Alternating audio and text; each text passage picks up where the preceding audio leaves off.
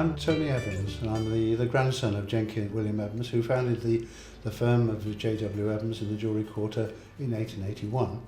And I spent many of my years actually working here in the factory and running the business. Jenkin was a very keen artist and used his talents after an apprenticeship in one of the other manufacturers in the quarter to set up his own business as a die sinker, cutting dies and tools to produce a range of silverware stampings which he could sell to the manufacturers in the trade. The number of dies he made was quite prolific, and in the years leading up to the First World War he was producing a huge range of dies and tools, produced as many as 330 new patterns a year. That averages one a working day. So from concept to finished product on sale, they're introducing virtually one new thing a day. And he kept that on year on year on year. A fantastic effort.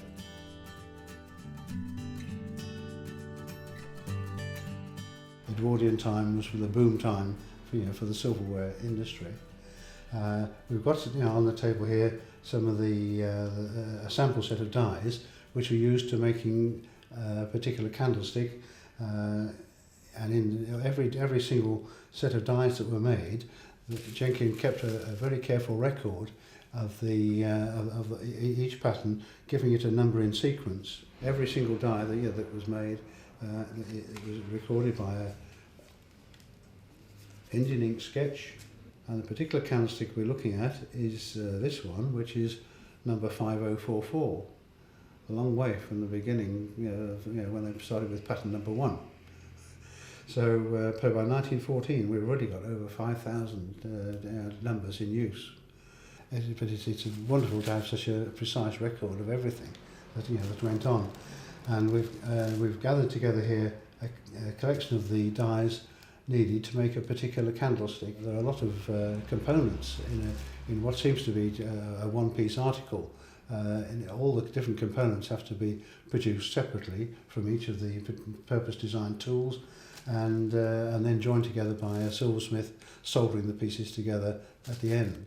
This is the die for the base of the candlestick. This is a stamping which has been produced from that. You can see the amount of depth in the steel block. You can see the identifying number which has been stamped onto it when it was made. And then after the base, the next thing up on the stick is the pillar. And this is the die for the pillar with all the detail cut in it. And it takes 2 of these stampings to be soldered back to back to form the hollow oval pillar of this particular design. A number of different skills and trades, if you like, come to achieve that. To produce the foot, we're going to meet a spinner who is going to spin a trumpet shape from a round disc of silver, so that can then be stamped in turn into the base die. But that is the skill of the drop stamper, who is going to strike the metal into the dies without damaging the metal, without splitting it, but trying to get a crisp impression in the drop stamps, which rather resemble the French guillotine in their concept. After the drop stamper, we're going to see the tools up in what we call the press shop. We're going to have to use a tool, this particular tool, punch and die. It'll shear off the excess metal at the side to leave our stamping ready for the silversmith to take over. Well, after the silversmith has finished his work, we've got the complete candlestick. The next step is to take it to the assay office to present it for testing. Then they will apply the stamps forming the hallmark. And then we move on to the polisher, who will do the polishing in several stages. The article is then silver plated to give it a nice, even white finish in every crevice. The only thing that we're remaining to do is to give the candlestick a bit of extra weight. The candlestick is actually filled, and that will give the candlestick greater weight on the table so that it doesn't tend to get knocked over. It's then ready for sale and use by the public. Put Today I wanted to introduce ALLAN PALLETT, who did an awful lot of spinning for us in the last years that Evans was open. We're going to have a look today at ALLAN spinning a raising for a candlestick base. To stamp the metal into the die with its steep shape pushes the metal to the limit. To make it an easier process, we're going to actually produce a round trumpet-shaped spinning, which will give the stamper a start, so that the nose of will already be created. And so we're going to have a look now at ALLAN putting the chuck into the lathe and spinning some brass, and then finally a silver spinning.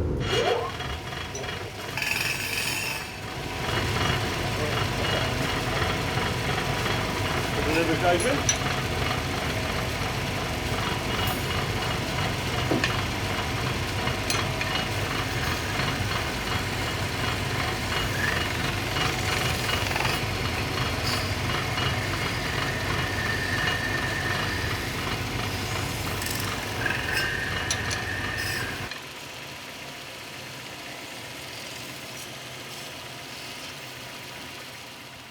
Not much different to a wood turning lathe, basically. You steel a wooden chuck on to form the metal, basically, but it is basically similar to just an ordinary wood turning lathe. It's quieter than I expected. I was expecting maybe to see sparks fly, or No. or a grating noise, but I guess No, it's not that. Wasn't as noisy as I expected. Unless it goes wrong. This is an Evans chuck. In fact, this base here is a pattern number 5044. So this particular chuck is tailored purely to do this one base. It produces a nose on the spinning, which is just the right height to match that of the base. Right. But it certainly shortens the stamping time, and probably gives a better result as well.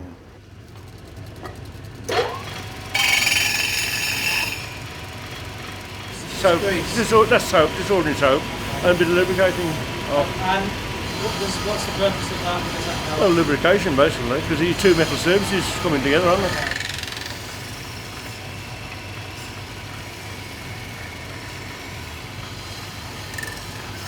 How hard are you pushing? Hard to say. Not very hard with this, but heavy jobs you are. Is it because of the thickness of The metal and the amount of work you've got to do. I mean, I'm not taking the metal that far with this, but you know, a big job, you're taking the metal a long way, draftings and nailings and things like that. It gets hard work. And how did you become a spinner, Alan? How did you It just happened basically. I was offered two jobs years ago when I left school. One was engraving, which I didn't think I was up to anyhow, and one was spinning, so I took the spinning. So what year would that have been? January 1960. 1960. Left school 1959. Aged how old? 15. 15. And were you given much training, or was it just a case Well, of... you learn as you go, basically. Learn as you go. Yeah. It's the old style. Yeah. Throw you in the deep end and that's it. Yeah, you can get plenty of back from there. See, I'm guessing you wouldn't have been given a silver disc like this on the Oh, first no, I wouldn't do that, no. That come later. Yeah. So this particular blank is 0.8 of a millimetre thick, because it has just the right combination of strength and suitability, for stamping, and so that the candlestick, when it's finished, has got a strong neck. If we made it thinner, then it might be prone to damage during its life in use in a home. Now we're going to do the one in silver. Yes, this is the one in silver. The copper, brass and silver are fairly similar in their characteristics. They're quite ductile compared with somebody who might have to spin something in steel, which would be a very different proposition altogether. How much is that disc of silver worth, Tony? It's probably worth about £80 at current prices. As opposed to the brass one, which is... Brass one, which might be worth, I don't know, £2, £3. But I'm guessing you don't think about that, Alan, when you're doing it. No, well, after all these years, you tend to forget about it. You start thinking like that, you have a nervous breakdown. But I guess that's something you have to get over when you were a younger man. You have to... Oh, yeah. Some people never got over. One old chap who used to be in the trade years ago, he never done silver. He done one job in his 21, he never done that after that. I'm not joking. A good spinner will leave a smooth, fine finish so that it doesn't produce any deep tram lines. He's using a lubricant on the tool. The tip of the tool is highly polished, So although he's putting a great deal of effort and shoulder effort into forcing the metal to follow the chuck, he's trying to do so to leave a smooth final finish. You don't move the tool quicker than the lathe is turning, basically. If you start to travel quicker than the lathe is revolving, you start to get marks. That'll cause it.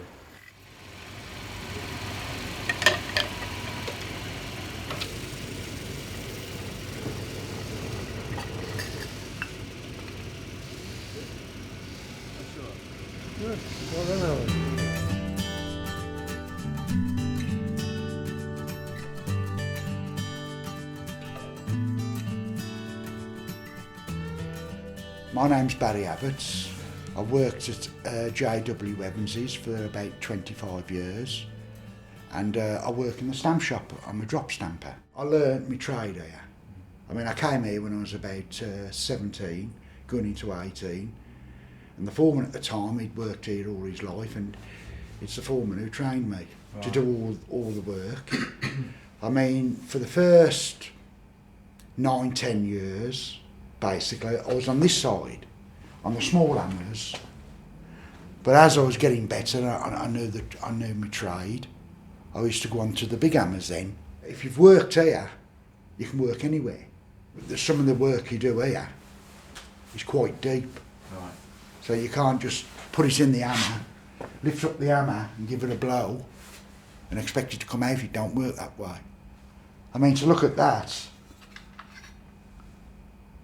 to stamp one of them, you can't just put it in the hammer. So what we have to do a process of raisins, which we take the metal down to about that depth first. Then when we finish that, we take it slightly deeper until you can see it starting to form into the finishing item, but it's still in there because you can't push metal too far because it will split. Right. So we keep taking it down until eventually we get to this stage. The moment we've got to this stage, we know we can start going into the die itself and finishing the work off, which comes to there without them splitting. When we first start, we put clay around the outside of the die. We put clay inside the die, and we put clay in until we're at that level inside the die. Right. Then we pour molten metal inside. We've got the clay round, then we bring the hammer down, and in the hammer, on the gag is what we've got slots. Well, what the slots do, when the hammer comes down, it forms the same slots on the back of the force. That's what holds the force into the hammer. And then we would knock it down, take it up in the vice, then we'd work a few hours in cleaning it all up until we've got no strains, no marks on the first raising. Then when we're happy with that, if we're doing say 200, we'd knock 200 through to this raising, then we'll have to start again, but slightly deeper to the second raising. Right, what I'm going to do, I'm going to put a raising metal, which has been raised, because it's been raised, it's hardened now, so what I've got to do is soften it down. So what I'm going to do is anneal it. Okay, so how hot does it need to get? I'll just get it a dull red. Okay, so again, you're not using any kind of thermometers, it's just looking at it. Yeah, looking at it.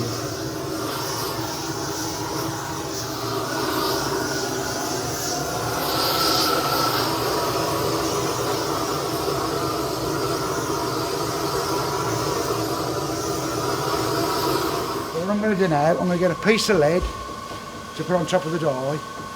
So when I start tightening up, that the die doesn't come up. Right. So it's bedding it down. I see. So I'm just going to get myself a piece of lead and I'll be back.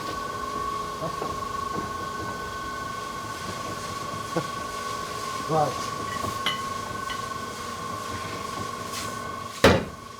Keep tapping it down so that the die doesn't ride up.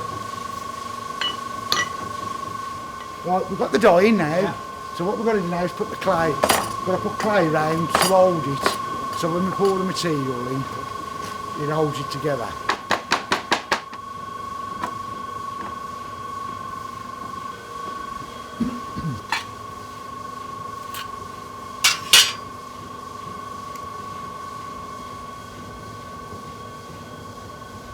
Now what I'm going to do, I'm blow the hammer onto the clay just to get an impression and the height where I'm going to pour to.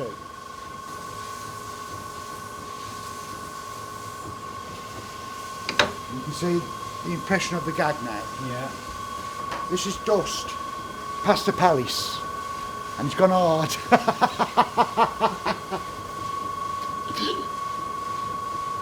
What we do now, we're going to sprinkle this onto the dye and onto the lead.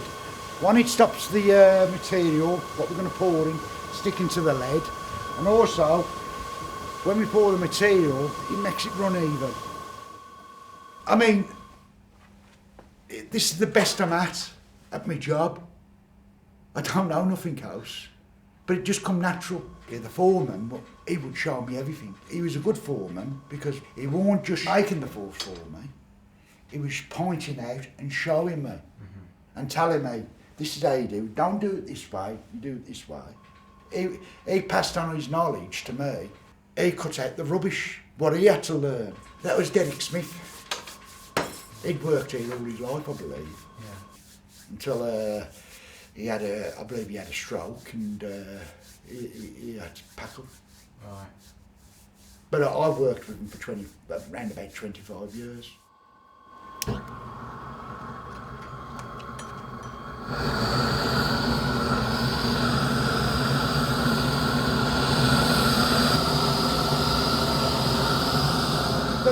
With lead, you've got about 5 minutes before it starts setting again. It's ready now, so what I'm going to do, I'm going to carry it round there now.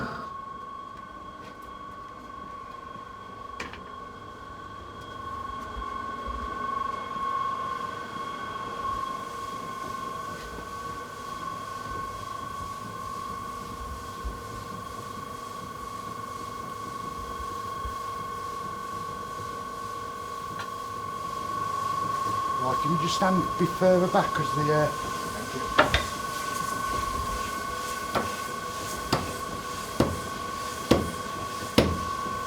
Because when you've got the gag going that way, if it's going to blow out, it's going to blow out to the way of the gag, just in case.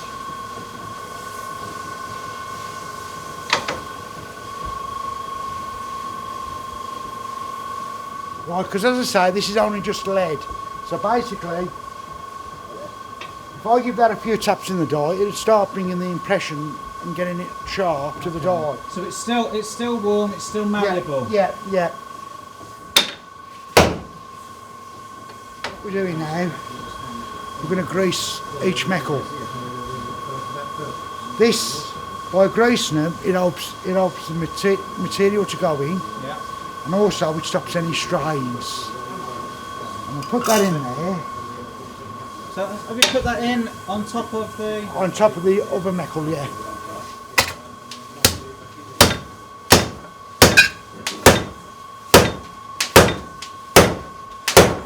By putting the metal in, it relieves the corners, it takes the sharpness off the corners.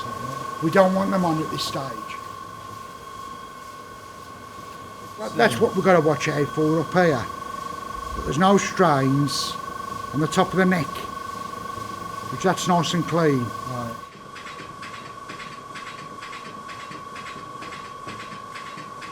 We're nearly to get in with the same force, which is the lead, but without the metal in the dye. So that would fetch it closer to the dye. Then we'll anneal this again, then we'll make a finishing force. Then 1 or 2 blows after that, then the work will be finished. The less the metal's got to travel between the metal and the dye, the less chance of it splitting.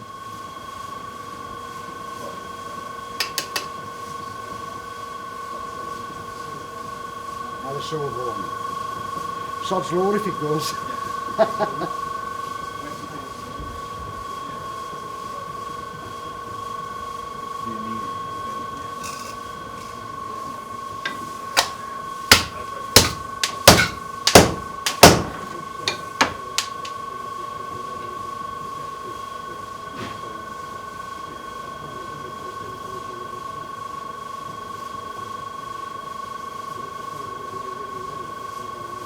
Fine. Happy with that? Yeah.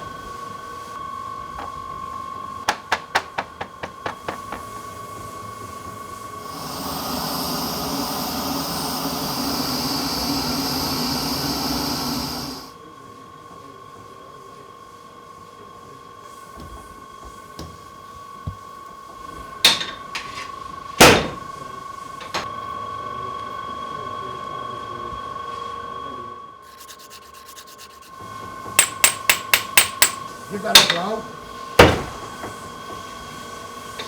If it sticks. If you look at that now, I don't know whether you can magnify into that, but you can see them lines coming up now, in between. Now this might make a bit of a bang. Put a bit of oil in there, and just a bit of oil round here.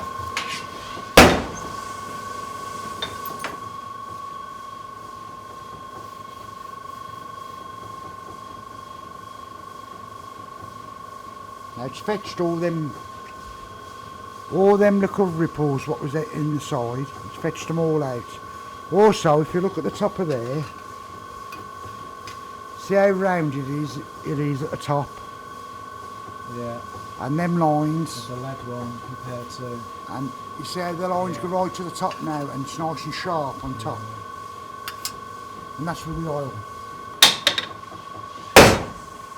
Now I'm just going to give the silver just another blow, just to fetch the detail up a bit more sharper. Blowing it up again, giving the same process what we've just done, and that'll fetch it. I've always been keen on my work. I mean, I'm still doing it now. You learn from the work. Believe it or not, if you've left a job you ain't done a job for 5-10 years, and as soon as you get the job out and you start working on it, it seems to come back in. Oh, I had problems with this. Right.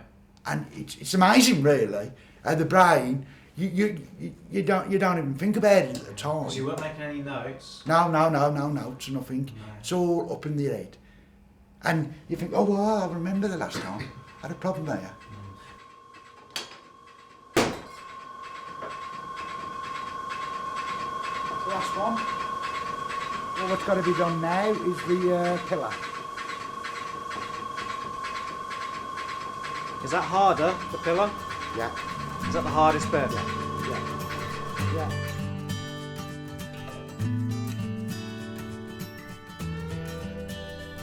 The top of the candlestick has a border stamping. Now that's been stamped, but of course the excess metal around the outside and out of the centre has got to be pierced away. In addition to producing all the dies to make all the components, the company also had to make a lot of ancillary tooling to finish the job off. There are dedicated tools which only do this particular job, been set up in this fly press. These tools are very precisely made, and so they fit the outline of that mount very, very precisely. The metal snaps off, the scrap ring is removed, and the stamping itself will fall through into the drawer below. As I came to learn a bit more about the business, I came to see, if you like, shortcomings here and there, and made my suggestions, if you like, as to how they could be treated differently, especially as far as costing was concerned. I'd learned how to do all the operations within the business, but not with the view that I should be actually producing things myself, but at the same time I'd have an understanding and able to discuss difficulties and so on with the particular stamper or silversmith or whatever it was, in order to get things running right again. If things had started to go wrong or stampings were splitting and so on, I could make a valuable input into solving the problem and getting back onto normal again. To have an understanding of the subject, it took me a while. I mean, I didn't just fall into it. Even the memorising all the pattern numbers. We made so many different products. When I first came here, someone would say, "How many 4873s do we have?" And I had no visual idea what a 4873 was. But obviously that changes. It's with familiarisation, and I became as bad as any of them for just living by numbers. Yeah. Here we are. There's our silver borders, cleanly and perfectly nipped out in the centre. Now ready for the silversmith to work away with confidence.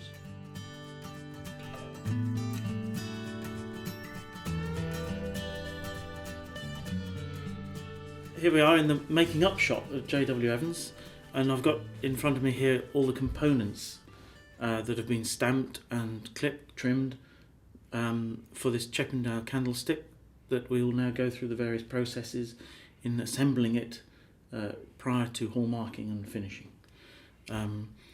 very simple tools that we used in this, the piercing saws, files, very little hammer work will be needed in this.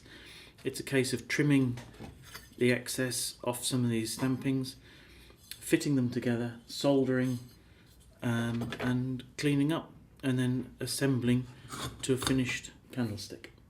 So from these components we will finish with a candlestick with a separate sconce, ready for the finishing processes to begin. The stampings are really good and have been well thought out, and so there shouldn't be too many problems doing it. When these were in their height, they would have been made dozens at a time. The better the tooling was, the better the stampings were, the less time the silversmith had to spend making them up, and therefore they became more cost effective. I think the trickiest part is actually assembling the two halves of the main stem of the candlestick. We have to get these lined up exactly, we have to get them nice and flat and true. You can see at the moment there are large gaps there. We have to eliminate those and get them fitting really snugly together, so that when we solder them the seam is very small and won't be visible. The first job we're going to do is to remove the grease and grime from these from where they've been stamped. And to do that we're just going to warm them gently, and it takes a little bit of tension out of the stampings as well.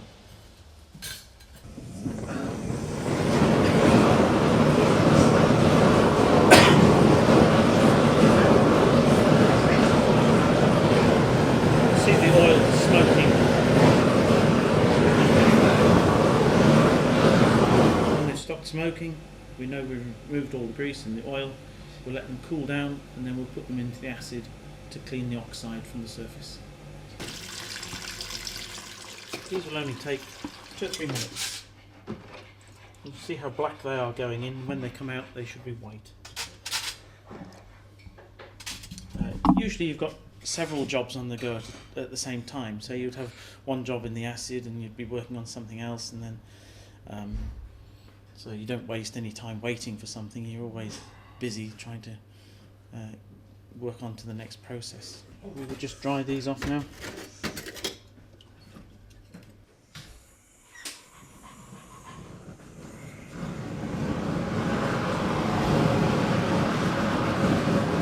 Yep, well, silver is the whitest of all the metals, in actual fact.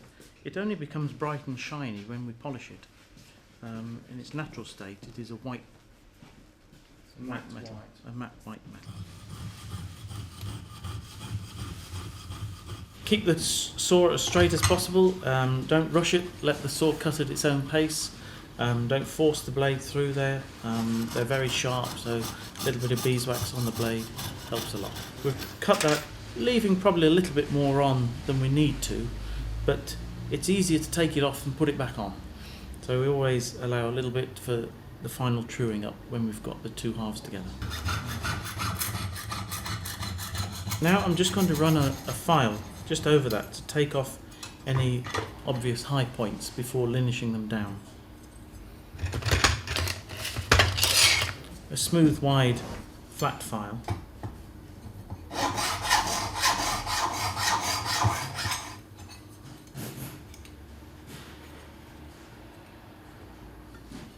Right, now we need to put these on, take these and rub them down on the linisher.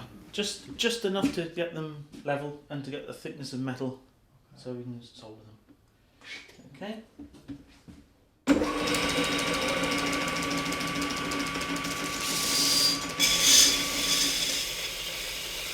And now we're going to put the two pieces together and use some binding wire, some steel wire, to hold them in place while we solder them. So now I'm cutting some binding wire, making a loop in the one half. I'm going to put the first one around the centre and just twist it with the pliers. Just nip those ends off, twist the loop to tighten it, and then we'll put one around the bottom.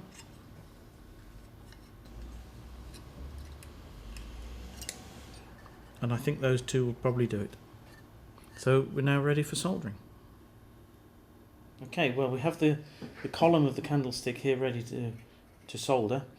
To protect the join while we're soldering it, to stop the oxide forming on the silver, we apply a flux, and this is borax, which we grind with, on a piece of slate and a borax comb and water. We grind that to a thin paste, and then we paint it along the join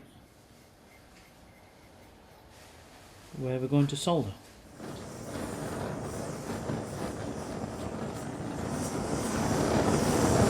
can see the flux start bubbling.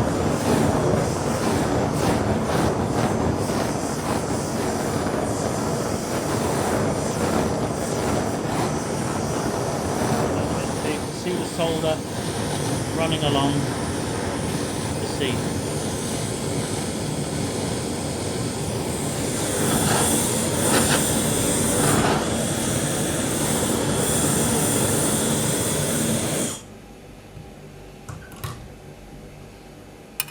We let that cool down now, and then we have to remove the steel wire, the binding wire that we put on there. We have to remove that before it goes into the acid.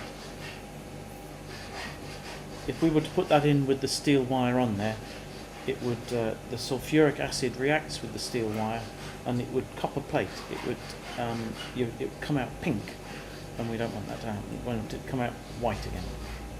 It does look a little bit of a mess, but that will soon clean up, and it'll be absolutely fine.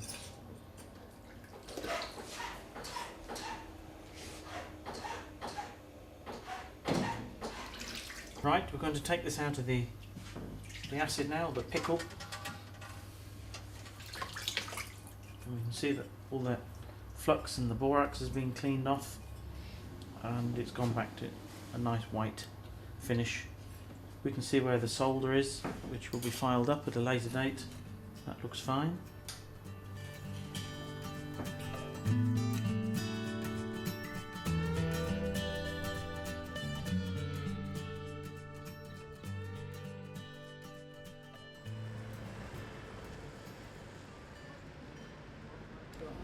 What we've got here is an item. It's made of 925 silver. We'll x-ray all the components to see that it's up to hallmarking standards.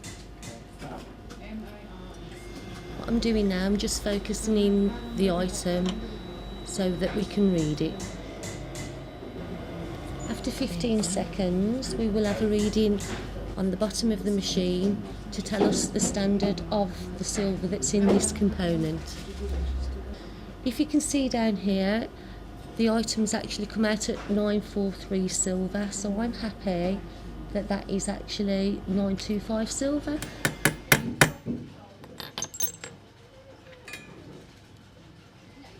So the candlestick came with some markings on where exactly I needed to put the hallmark. You've got to get the correct support tool, so you don't want to cause any damage to the piece. When you're putting 5 marks on, you've got to try and get them equal spacing, depth, and in a straight line, which can be quite tricky.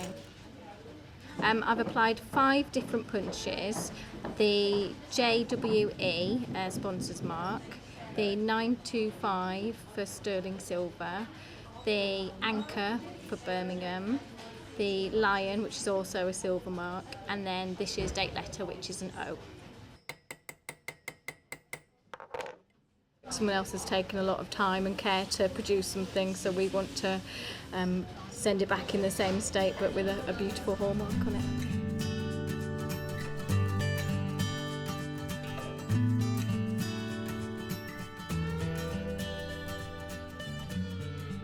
It's called setting the mark. Yeah. We're going to just bring the mark back up to bring it level before putting a plate onto the base. We'll find a metal stake to go in there to support the metal, and then we'll probably use a mallet made from horn, buffalo horn, to just set the mark. We're tapping around the mark rather than the mark itself.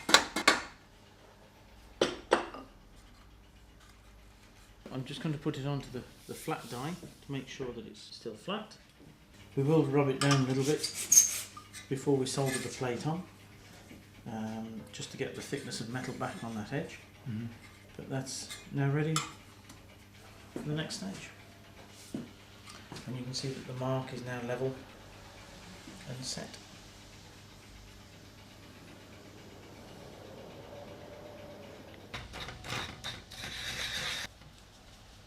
Make sure it's centre. Now we're going to heat that and solder the two together.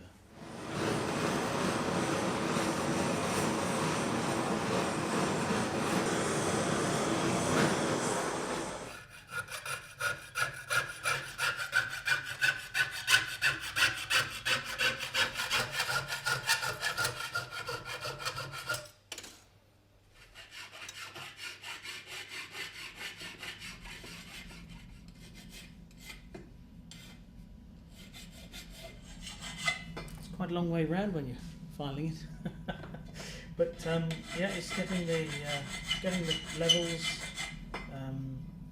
nicking out the little fine lines.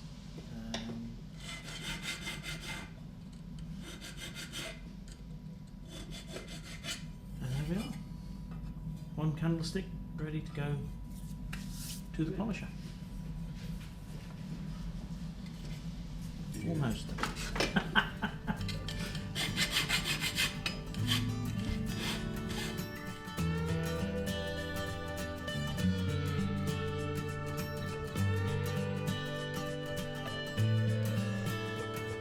Next step is a very important stage in preparation for the first stages of polishing. There's quite a lot of very fine file marks on the surface. We're going to sand out, with a very fine abrasive to remove the imperfections from the silver and prepare it ready for a high gloss finish later. And today with Kevin Beard is going to do this very highly skilled work to just get this pattern, which this candlestick has got a lot of detail in it, grooves and different shapes, which Kevin is going to have to sort of get into with his polishing methods to get a high finish and a perfect surface ready to take the high gloss at the end.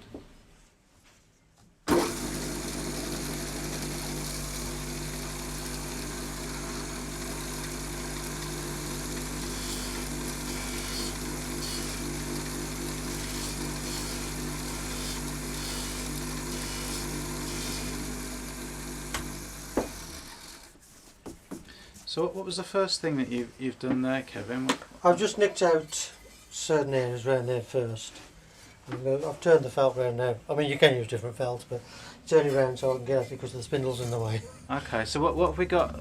Just want to explain what we've got here. We've got a big lathe. Yes, a big lathe, about 2,800 breadths. Okay, and then attached to that you've got... It's felts, and this is it's like it's probably called a pumice mixed with oil. White. It starts off white. That's right. basically the silver, and it's turning it that colour. Okay. And that's like an abrasive sort of material. Okay, so this isn't polishing. This is the sanding. A sanding stage. The preparing those. Okay.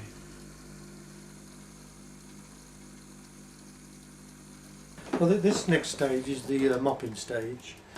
So it's same again, different single section, just like a nicking felt really, just to get into those little places. And then so there's all different size mops. I'll need to put some small dolly mops on to get into the tops there. Okay. Just to get right into there. And basically it's I use a brown compo, and it's like a grease, so it'll mop down the sanding lines, and as I fetch out any imperfections that are still left in there.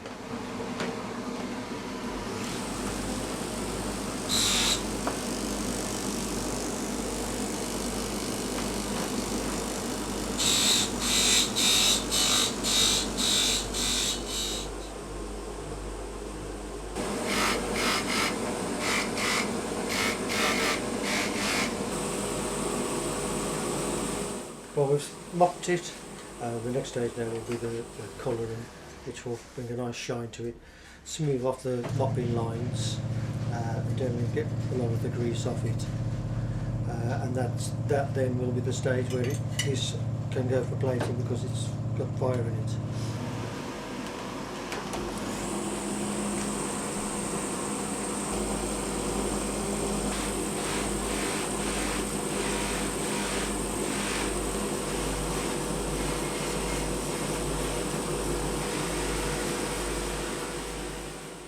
Well, doesn't it look different?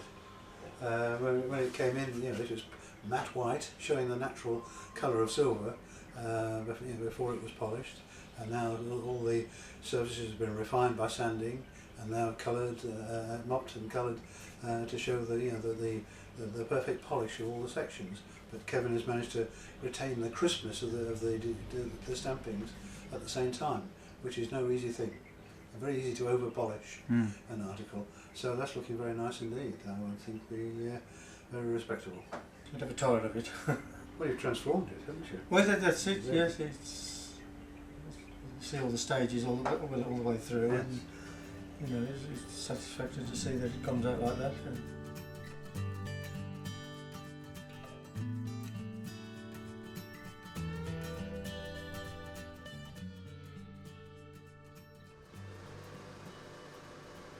Peter's going to show us today the steps his process has to go through to prepare the candlestick for plating, and then subsequently to plate onto it a coat of silver covering the whole surface. It's got a perfect shine, but I can see there's like a grey shadow where the polishing hasn't burst through. That's very, very thin skin of a fire stain in the very outer surface of the silver sheet. And that'll be covered up by the coat of silver, which Peter's going to allow to fall over the whole surface. But down here I can see a slightly grey patch.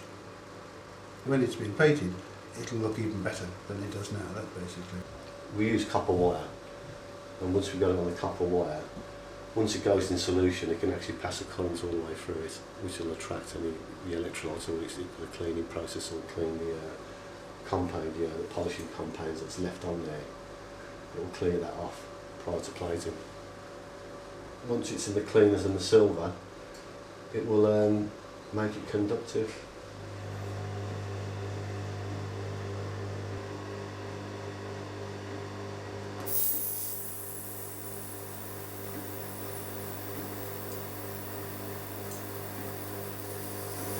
So the charge is running through the water, is it? No, there's no charge in that one. Oh, okay. What it's doing, you've got inducers on the bottom of an ultrasonic, which when you turn it on, it emits sound waves.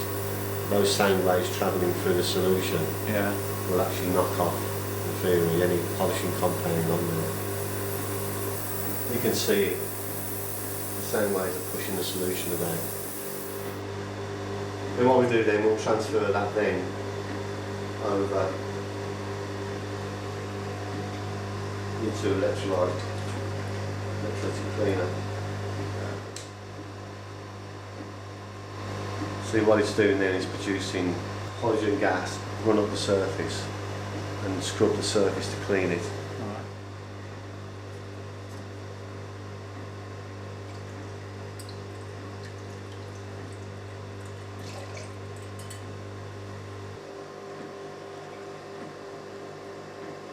We'll just flash this in there, you can see gas in.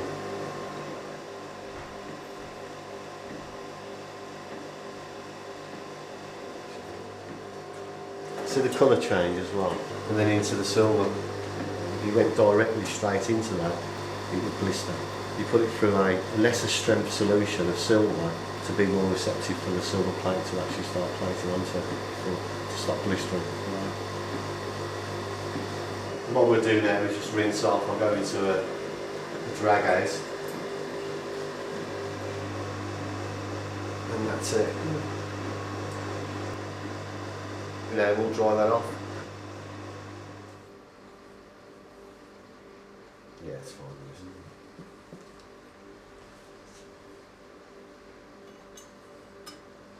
The polisher, you go back to the polisher. Yes, it's just a trace And of you'll swan it milkiness over. there. So Job's a good one.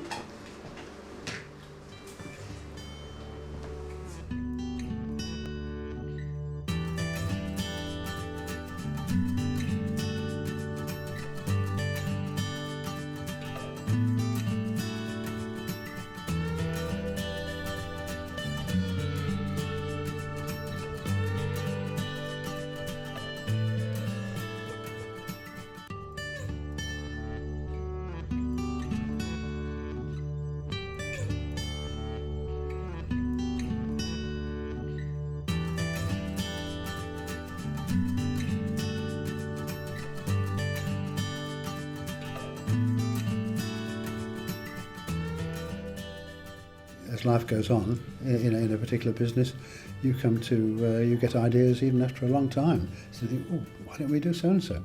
Didn't occur to you before, but you can always make improvements, and this is what life is all about, isn't it? Evolution, really, maybe in a simplistic way here, and in a big way, in sophisticated ways in other industries.